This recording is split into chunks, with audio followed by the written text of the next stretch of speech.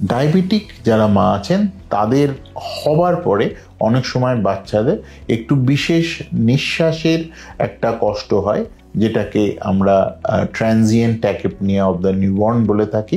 যদিও এটা পিডিয়াট্রিশিয়ানদের ব্যাপার, কিন্তু এই ব্যাপারে বাবা মাকে হয়তো ডেলিভারির আগে একটু অ্যাওয়্যার করাটা উচিত।